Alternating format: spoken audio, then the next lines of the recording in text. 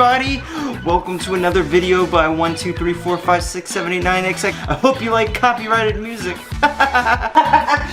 YouTube doesn't. Today we're going on a trip. And not that kind of trip.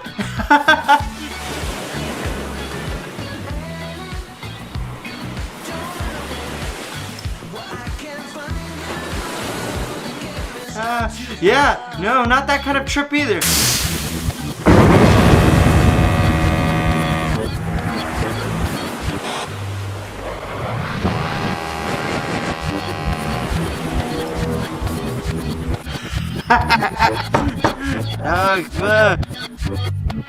We're going to Hawaii. We're taking the Titanic to get to Hawaii. We're not gonna make it to Hawaii.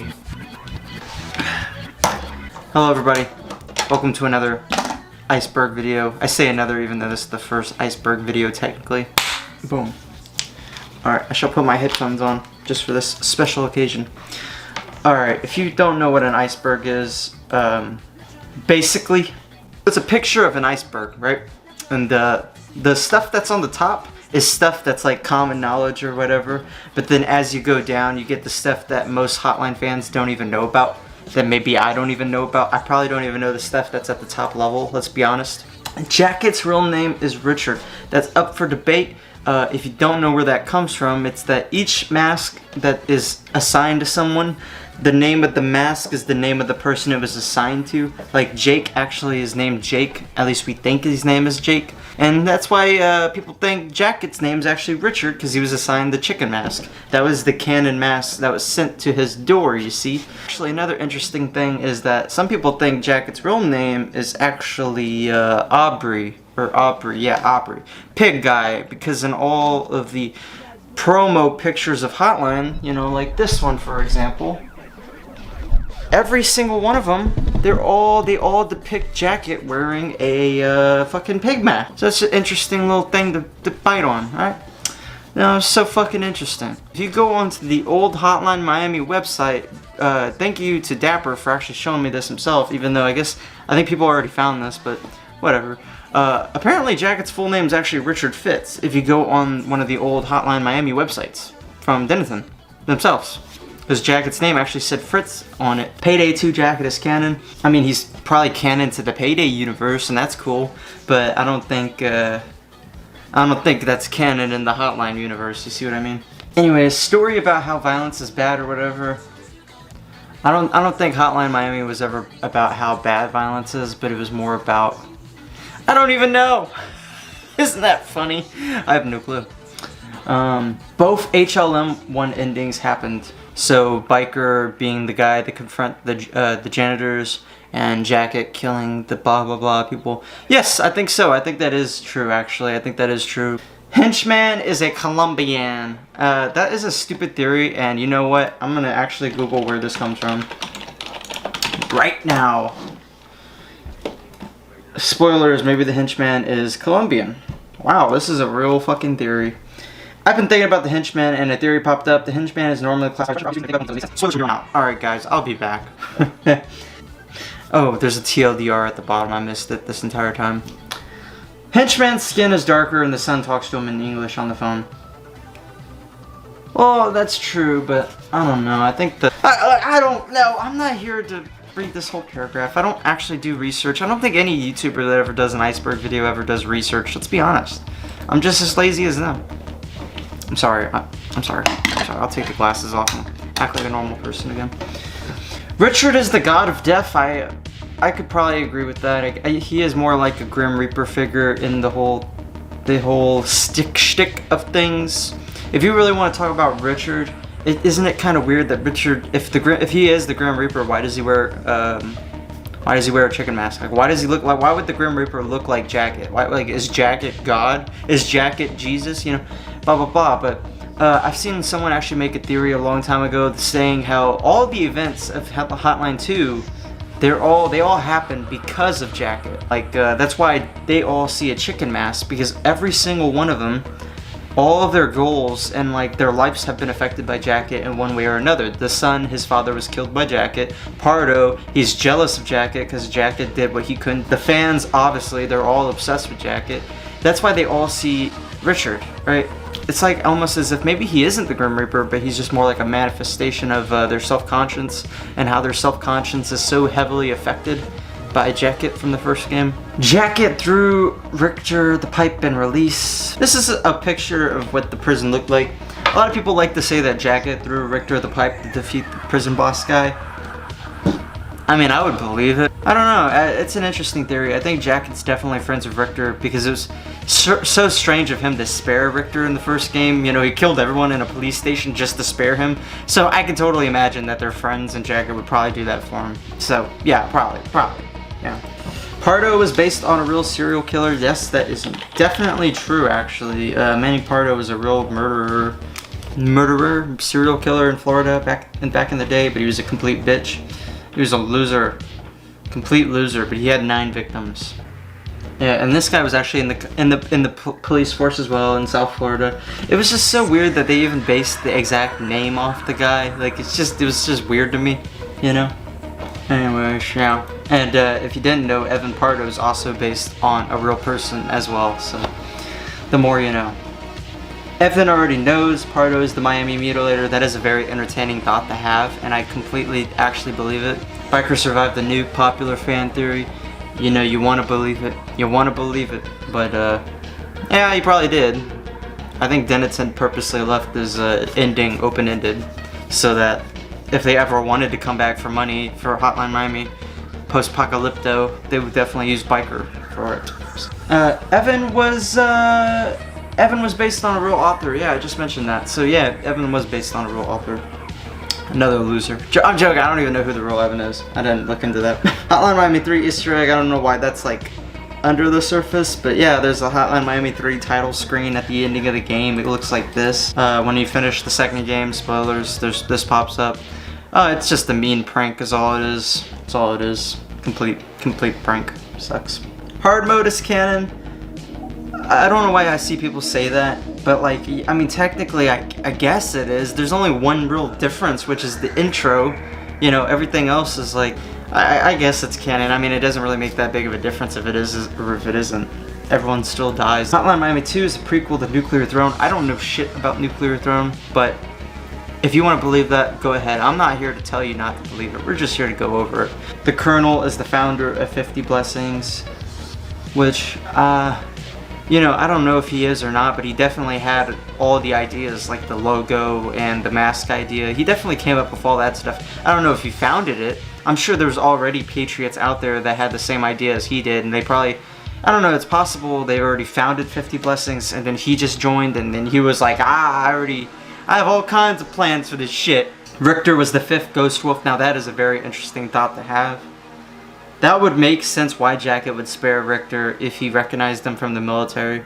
A lot of people actually think the Colonel is actually Richter's dad as well, which I don't know where that comes from. I guess they just look the same. But I mean, a lot of characters look the same. All VIP guards go to heaven.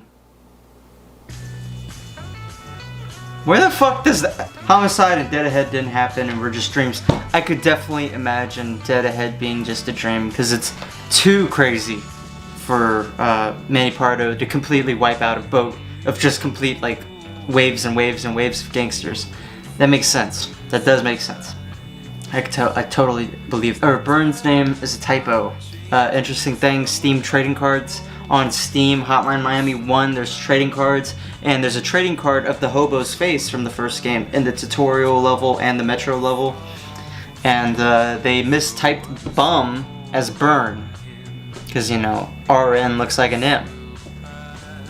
Martin Brown is Manny Pardo from an alternate reality.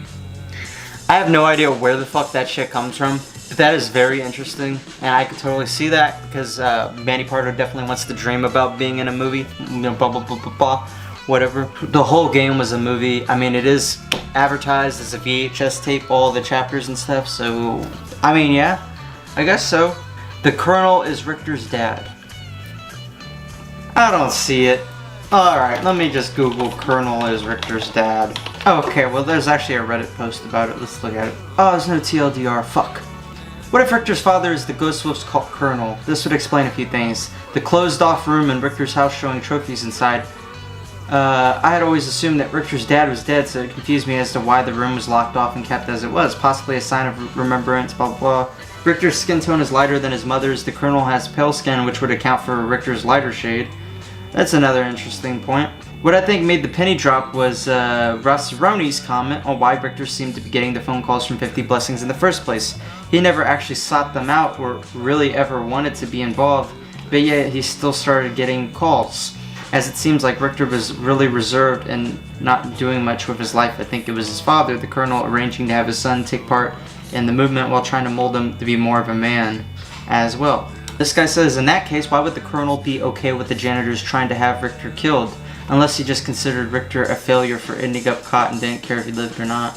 It is a very good theory, and it does make sense, and there's a lot of things that could prove it to be true, but again, why would the Colonel want Richter killed? Because they do try to kill Richter multiple times. Henchman was a Russian soldier.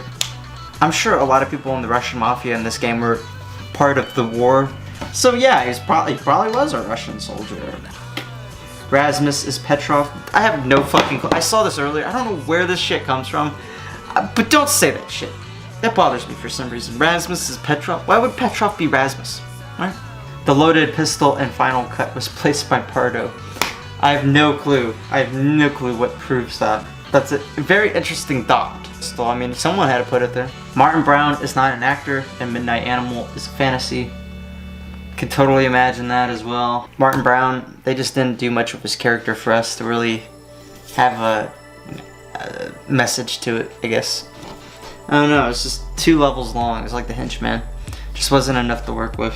The Abyss was Denethor telling fans there won't be a sequel. Actually, the ending to the game was Denethor telling the fans that there won't be a sequel. Tony's mask is from the bomb guy Intention. I agree with that 100%. Greatest fucking theory on this whole thing so far. Tattoo artist is Tony Intention. I see that as well. I'd never understood what the connection by Jake. His name may also be Tony, as the tattoo parlor logo is Tony Skate Tattoo. And he schedules Jake's appointment for next Friday at 2 p.m., which is the date of Tension, May 5th, 1989.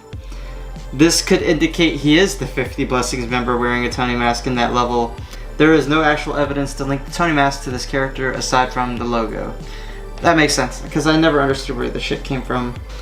Alright, well, anyways, tattoo guy, might be Tony, who knows. Let's speedrun the rest of this, shall we? Richter wears blue mittens, maybe. I don't know why that's such a under the ice kind of thing, but yeah, he looks like he wears blue mittens. Jacket sale is blast proof, no. Biker has heterochromia. I guess he does have heterochromia. There's green eye on that one, blue eye on that one. Biker has heterochromia, yeah. Hotline 1 was Evan's book.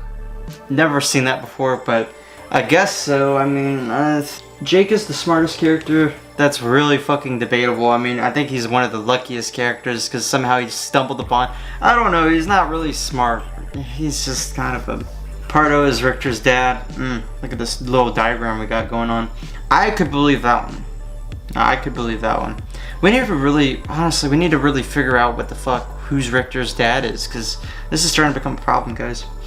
Van Boss is Jacket's combination of Richter and Biker. I actually completely agree with that. The van driver, Molotov guy, and Jacket's in a coma at the time of seeing this. That's what makes me believe, yeah, like that's totally possible. His face just got them mixed up.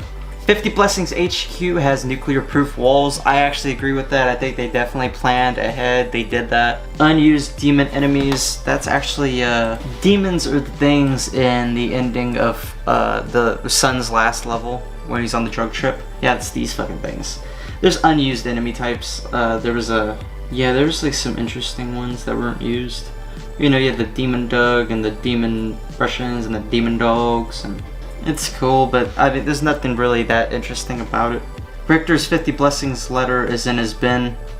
Yeah, he probably threw it away. He probably ignored it. Yeah. Richard is the Copy Flash guy. Copy Flash guy being that guy with the hat. It's just like, I can't tell if you're being serious or if you're just memeing. Maybe he is Richard. Maybe he is. I don't know. Oh, maybe because he has blonde hair. I get it. Maybe that's why that's actually Jacket. What the fuck? Fandom user. I honestly want to fuck this guy. This is a whole new level of bullshit content. Copy Flesh Clerk. He should have put a lever and dropped Evan into the hobo bunker through a trapdoor, to be honest. Shit game. Okay, let's just go back to the iceberg now. Cocaine Cowboys is canon. Yes. Pardo was framed by the real Miami mutilator. Yeah, I thought that was obvious. He was framed. Jacket actually doesn't like hurting other people. I think he does. I think he specifically likes hurting Russian people, not other people. I think he likes hurting people that wrong him. It's like, it's weird because the half of the iceberg is being a meme and then the other half is like actually serious. Biker's name is Charlie. No. The technician guy is Charlie from the first game. That guy is Charlie. Okay, don't fuck with me like that. If you want more information on that, just look up, there's some video by Squash Gaming. Okay, he explains the Charlie thing. Hinchman's cat survives. He fucking better have. Dennis and Jonathan started a nuclear war between Russia and America as a ploy for their home country, Sweden, to take over the world. Yes. And you know what? We're gonna end the iceberg video right there. Because actually the rest of the picture is cropped, so I can't really see the rest of the video picture. By the way, this iceberg, I have no idea who to accredit it to. I should probably mention that. I should have probably mentioned that earlier, but there's no one took credit for it, so I don't know who made it. It's anyways. Was this a waste of time? I have no clue. But you know what? I'm glad I got to spend another 10 minutes on this planet with you people. Anyways. Goodbye everybody. I'll see y'all next video. Next video we're gonna be playing a fun game. No, actually we're gonna do a meme review. No. Skit. No. I don't know what we're gonna do next video, okay? I'm getting back into YouTube again now. Slowly. So I'll figure it out. Guys. I hate being so dramatic about it, but it's hard punching your camera.